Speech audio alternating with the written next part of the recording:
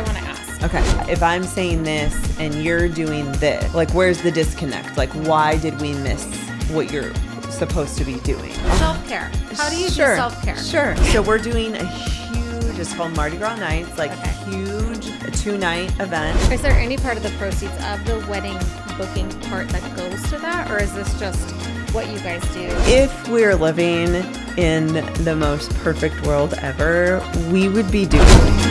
This is the Sprinter Mom with Lashes on podcast.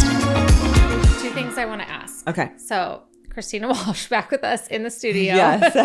In the studio. Thank you for having me again. So glad you're here. So, two things to talk about. One is your obsession with your husband. Oh. It's funny because I say I'm obsessed with Ryan. I don't know that he's obsessed with me, but I'm obsessive in like a bad way. I'm stalking you. I'm doing all the things. But it's all good if you're married. But I would say in a culture that marriages aren't working, what would you say keeps you and Danny married this many years later? Oh my gosh. And happily married. Happily married. That's the thing. I think for both of us, it's been, and this is going to sound so like after school special, but like it's honestly, I don't do drugs. Yes. It's honestly the silliness and like how much we laugh with each other. Like if I make him laugh, it's like the best part of my day. And like he makes me laugh at the drop of a hat, like with his sense of humor and everything. But because I feel like you could just be yourself and you're not, you don't have to like do your hair and dress for him, and whatever, and like pretend you're someone you're not. Like I could legitimately be at my worst or at my best, and it doesn't matter. Like he loves me just as much, and I think that's what like keeps us married is like, just A, the silliness, and like B, just being able just to relax and let it go, around each other. And in business, it's different, as you probably know. You might have different opinions and, you work through it and it's fine, but like there's still some like comedic factor in it, and we still find a way to So who would you say though? Like, because for Ryan and I, sometimes we'll come across like Ohana decisions and like it will get to a point where I'm like, I kind of disagree with you. And I think he values my opinion. I know he values my opinion. Yeah. He said that before. Yeah. But there are some times where I'm like, I don't agree, but I'm just going to trust that you're making the best choice. Like at what point do one of you like submit to the other saying like, hey, I don't agree, but here's this. Like, have you come to those places before with business? 100%. Yes. Several times. And what it comes down to is I feel like it when it comes down to it, it gets a little easy because what we call, he's in charge of back of the house, which is kitchen. Okay. All things culinary, all things ordering, purchasing, everything, numbers. And I'm what you call front of the house. And so if we're debating over something and we're not jiving and we're not, and we really have to dissect it, like, you truly know back of the house. Okay. So if it's a back of the house decision, I'm going to let you have this one. Okay. If it's front of the house decision, he's going to let me have this one. Okay. And we just trust each other. And if we're wrong, like I said in the car, like we're wrong. And then we move on from it. And we learn from it. Yeah, exactly. But it comes down to departments, I guess, is what we've experienced so far. So, yeah. How would you say, like, with being married and working in the same world, same thing, same whatever, what is your like work-life balance? Like you have a pup at home. You have a lot of family in St. Louis. Like, how does that look doing family events, but also like literally running, especially during high wedding season? Sure. What does family look like for you, or what are days off for you? Self-care. How do you do self-care? Sure. 100% honest. We're not there at all. At all. We're going on year 3 in our business, like really off the ground, we started doing events in end of 2021. Okay. We had all of 2022, all of 2023. Next year, we're hoping to step back a little bit. Are you pretty booked for next year, 2024? Very. Okay. And we're already taking contracts for 2025. You know, so yeah, we're already booking for 2025. So it's really good. We knew starting this, we had to just dive in and go all in and sacrifice our family life, sacrifice our self-care days, sacrifice all of that stuff, knowing that like, we need to get this up and running, build it how we want to build it, train the people, the right people, you know, for the position, the right people. I had to preface that because we've hired and expired some, you know, fired some, you know, that just didn't work out. And we're not there yet. And we're still pretty young, you know, in that sense. We will get there. There is a plan, there is a goal to get there. That's what we aspire to do next, is get to that healthy balance. Because, you know, it's hard to stay away. It's hard to keep Danny away from the venue. I try to take one day a week not at the venue. That's not that much. I know. But that's like... Are some of your days, though, would you say some of your days are half days? So they're kind of flexible. Absolutely. So like you might be there 6 days a week, but it's not a full 9 to 5. No. Yes. And that's what we offer our staff, right? Too, is like the flexibility. I think what is it? Gen Z, Gen X, whatever they are. They want that healthy work-life balance. We're giving it to them, even though we're not experiencing it yet. Yeah. That's what we're giving to them, knowing that like, hey, you come in and you work for us. You're not working a 9 to 5. You're not behind a desk. You're not, you know, whatever. Like you come in, you do your work. If you can work at home and do computer work, do it. We love that. We love that for you. Do it. You know, as long as you're getting your work done, like we love you for it. Okay. Yeah. Speaking of that, because you're very much like me and you are non-confrontational. Yeah. So someone at your job is not getting the job done, or they miss a deadline, or they miss like a big pitch or a deal or whatever. Like, how do you confront someone? How do you handle that now as a business owner when like we're pretty passive people? Like if we have an issue with someone, we're like, should I bring it up? No, it'll just pass on. Yeah. But like, how do you as a boss now adjust that? Because you are not a confrontational person. I'm not.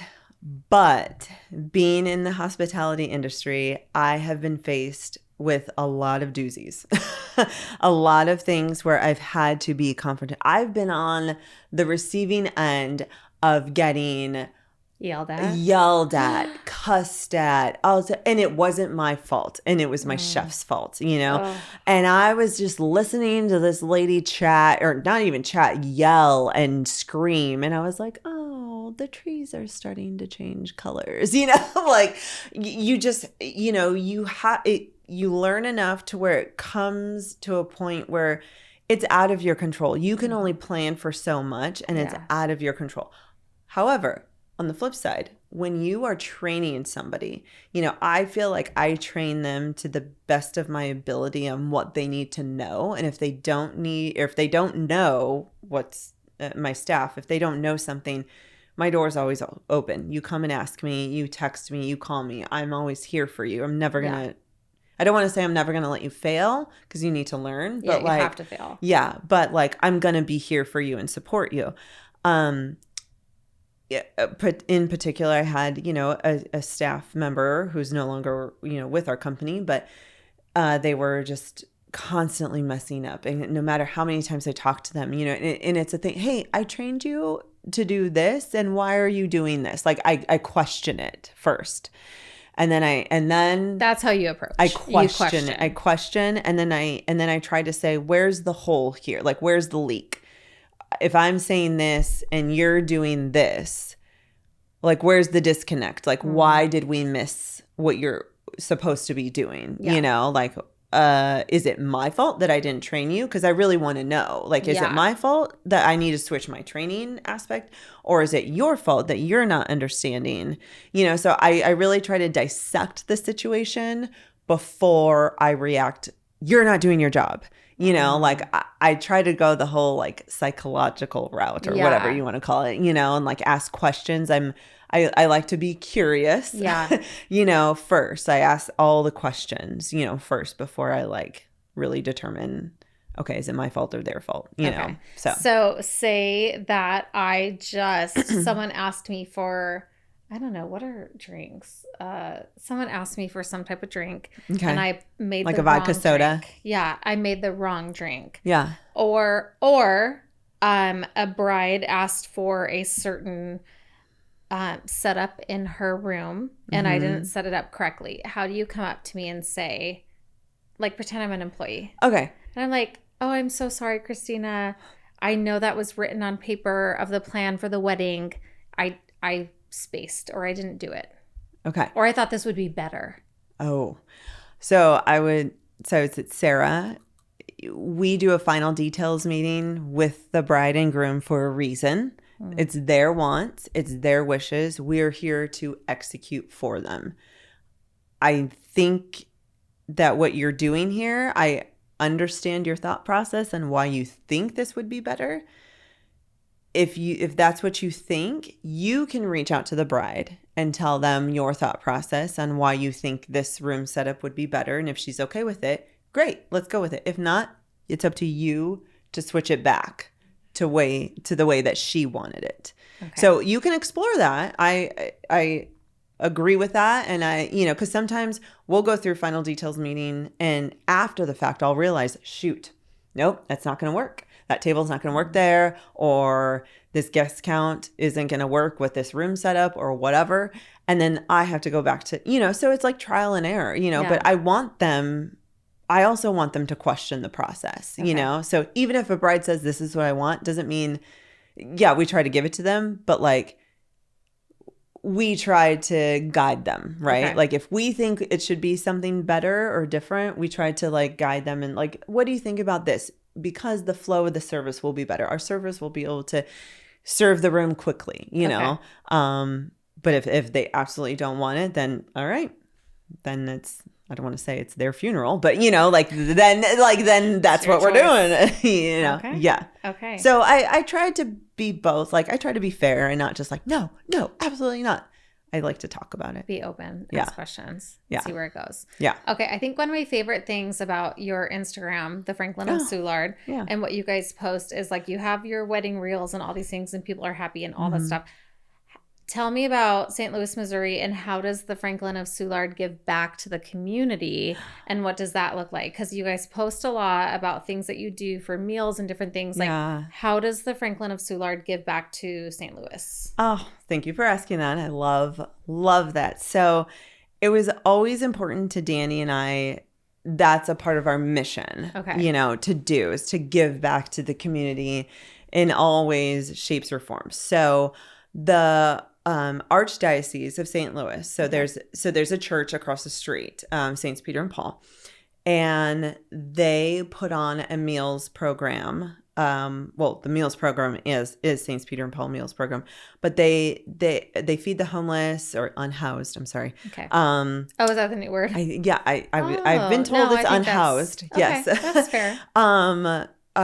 Every month from the 2nd to the 21st.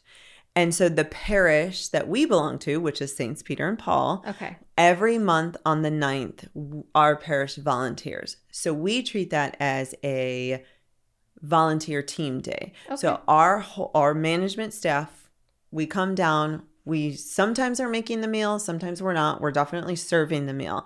So every month on the 9th, that's what we do. We serve the unhoused. And it's a plated meal because that's all we do in our venue. We don't do buffets. We don't do family style. It's a plated, every guest gets a plated meal. So the priest, Father Bruce, he wants to serve a dignified meal to the unhoused because they don't get it, So we come around and we serve, instead of them coming up through a buffet line to get their meal, we serve them. Which is, I think, even more dignified. It is. Than just a buffet. Exactly. Yeah. So we treat them, with respect, and we treat them like a wedding guest, And so that's one thing we do. Another thing we do is our breakfast with Santa. Okay. Every year. I think I mentioned it in the car, and we do, people buy tickets. We have photo booth opportunities. So Santa is there, and he's the best Santa ever. And I love Santa because he smells like peppermint. Aww. And he really just is like in love with the kids. And so like they come, and there's like crafts for the kids, there's festive cocktails for the adults, and it's like, it's a nice food spread and everything. And so 100% of the like what we make goes to the Saints Peter and Paul Meals program. So this past year we were able to donate over $4,000 to the meals program. So we're very excited about that. And that's, I mean, just knowing that they could eat better and eat more, and eat longer, and just the program to keep up and running. I mean, it's important to us. And a lot of our couples too, they know that we do this, like, because we mention it during the tour. Is there any part of the proceeds of the wedding booking part that goes to that? Or is this just what you guys do? It's just it's just extra. Okay. Like we dedicate this event towards that, Okay. And, every month we don't, the Franklin of Soulard, we donate to the meals program as well too. So like we do our own donation. But sometimes our couples, once they know what we do, and in lieu of wedding favors or a koozie that like they could go home with, like a theme. Right. They donate to the meals program as well too. I love that. Yeah. So there's been several couples that handed me a check and say, please give this to the meals program, and so we do. And so it's awesome. Like what we're able to generate, but our clients, what they're able to generate. Yeah. It's awesome. Are there a lot of unhoused, would you say, in St. Louis, or like where you're at? Yeah, I feel like at this point, I don't know. Like, do you feel like even here it's growing? Yeah. And it's so sad, but I don't know. And I don't want to I don't want to step over my words and step over my boundaries. I don't know how many people are choosing to be homeless or like what stipulation. Exactly. I don't know. Yeah, I don't. But I feel like it's a lot. It's a lot. Yeah. So on any given night, they'll serve over 100 people. Wow. Yeah. And this is right across the street from your place. Yeah. Yes. Wow. Yeah.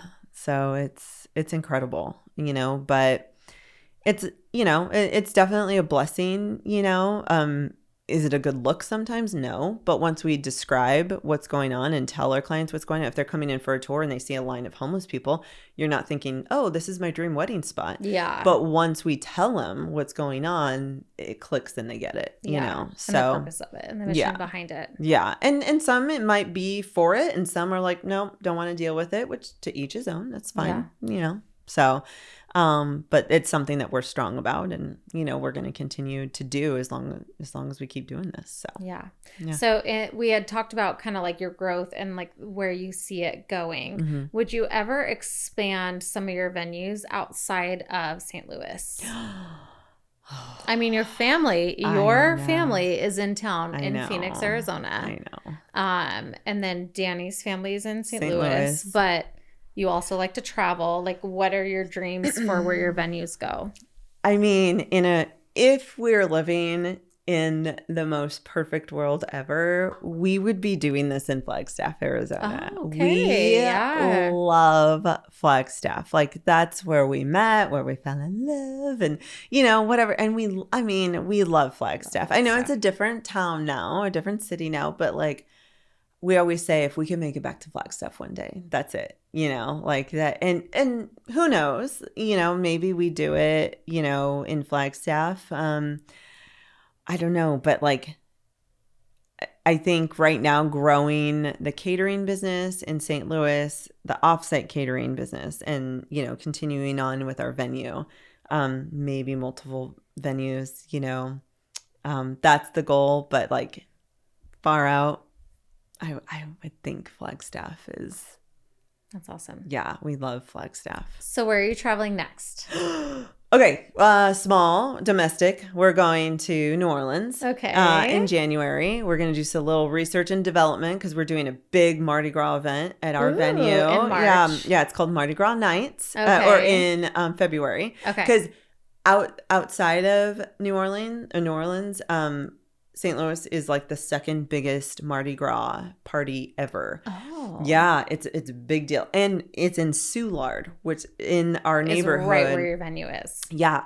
So we can't host any weddings that weekend because you can't, good luck getting through. It's insane with the parade and with like all the festivities. There's a pet parade the weekend before. There's a Taste of Soulard where people buy tickets and like you go to all the different restaurants and venues and all that stuff. So like, you're like, let's maximize on this week. So we're doing a huge, it's called Mardi Gras Nights, like huge 2-night event with a second line jazz band, like a regular band, like amazing food, like New Orleans style food. Yeah. Hurricanes, like all the fun drinks. So Duty and I we're going to New Orleans in January just to do a little research and development to go eat at all the restaurants and drink all the drinks and bring back, to St. Louis. And wear the beads. Wear the beads. Yeah. No, it's going to be so much fun. Yeah. And then on actual Mardi Gras day, we're doing a massive event in our parking lot. There's this really cool, like, local celebrity. He's legit. I think he's 18. Forgive me if you're not. Dawson High is his name. Is he like a YouTube? Yeah. He's like a little mini celebrity in St. Louis. So we got Dawson High to be in like live spin. Yeah. Oh, is he a DJ? He's a DJ. And he played like ever since he was like 15. He's been playing at weddings, but he's good. He's legit like playing songs we grew up with how do you know about these songs with like the songs today, and like he's live mixing. He mixes them. Oh my God, he's amazing. So anyways, yeah. So sorry, I'm excited. I just got off on a tangent. Yeah, on Mardi Gras. But we're going to New Orleans in January. That's awesome. Yeah, so we're starting to like think of like domestic travel, like to get back into it because we used to travel a lot, and then find that family life balance. Yeah, we're starting to find it. We're getting there, baby steps, but we will. But we knew we had to sacrifice, but now we're coming out of it a little bit. So that's awesome. Well, I love that. I mean, we got to talk a bunch in and out today of different things, but I do love that you just created your path. Like you're like, hey, I thought I was going to do this. This is what my family wanted me to do. I want to do something else, but then when I was in it, I wasn't happy about it. But then I went and learned. And I think that's huge. And I think for women and men, sometimes it's easier for men. But like you literally are selling yourself. Yeah, and I actually think any business you would do, Christina, personally, like I think you'd be successful. Anything you do, literally, like because you just people are attracted to you. And I think when they meet you and Danny and that connection you guys have together, like having a wedding venue is like incredible. An event venue, period. Yeah. You guys are celebrators. Yeah. You do celebrations. Yes. And you're celebrating the unhoused and you're celebrating the new marriages. You're celebrating Santa, all the various things. Yeah. But it's you and what you've done and the work you've made and just the effort you put in. And like you said, fake it till you make it. And it's true. Like a lot of people fake it till they make it. Yeah. But you would never know. And that's why it's faking it. Well, so great job. Thank you so much. Oh my gosh, you're going to make me cry. Thank you so much. Don't tear up. Don't ruin the lashes. Well, I know. Don't ruin the lashes. Well, and you guys too. You guys too. I mean, you paved your own way. And I think that's kind of how I feel. Like it's like uncommon. You're like literally in this together, making the mistakes. And then you're like, oh shoot, we shouldn't have done that. Yeah. And then you're like, oh, okay. Or like the growth of a business. Like right now, you guys have had no time off and we've been there and it's exhausting. Yeah. And you're just like, oh, shoot. Like we kind of look like we have money. We don't have money. Well, right. But you're just like exhausted, but you do it. I know. And then eventually you get to a point where you can go to Cabo. Enjoy it. Exactly. Like you guys do it on your vacations, which is like #goals. But no. No, you guys are amazing. Sprinter Mom with lashes on, Ryan. I see you. Woo! You can come in. We're done. Thank you for having me. Oh my gosh, so honored. Thanks for joining us today for the Sprinter Mom with Lashes on podcast. Be sure to like, subscribe, and leave a review. We'll see you next week.